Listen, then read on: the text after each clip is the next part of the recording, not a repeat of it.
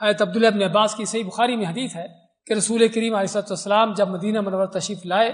تو مدینہ میں کچھ یہودی بھی رہتے تھے، تو آپ نے مدینہ کے یہودیوں کو دیکھا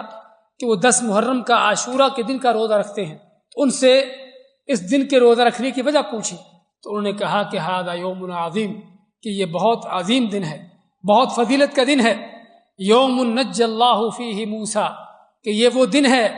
کہ جس میں اللہ تعالیٰ نے موسیٰ علیہ السلام کو نجات دی تھی، ان کو فتح دی تھی، اور ان کے دشمن فرعون اور اس کے لاؤ لشکر کو تباہ کیا تھا، غرق کیا تھا۔ تو یہودیوں نے کہا کہ موسیٰ علیہ السلام نے اللہ کا شکر ادا کرتے ہوئے اس دن کا روزہ رکھا، اور یہ ہے اللہ کے بندوں کی سنت، اللہ کے نیک بندوں کا طریقہ کہ اللہ کی نعمتیں ملتی ہیں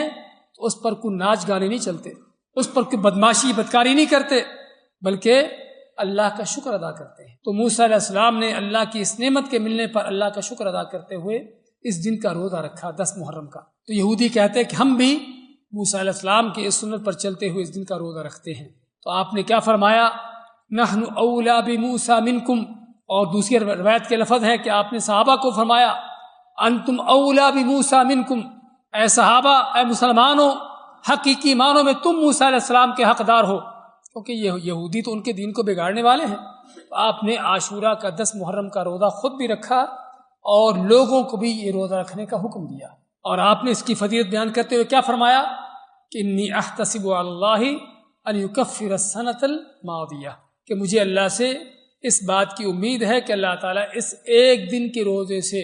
سابقہ 1 سال کے گناہوں کو معاف کر دے۔ تو یہ عاشورہ کے دن کا روزہ کہ جو آپ نے خود بھی رکھا، صحابہ کو رکھنے کا حکم دیا، اور پھر آپ نے فرمایا کہ اگر میں اگلے سال زندہ رہا تو 10 کے ساتھ 9 محرم کا بھی روزہ رکھوں گا، کس لیے؟ تاکہ یہودیوں کی مخالفت بھی ہو جائے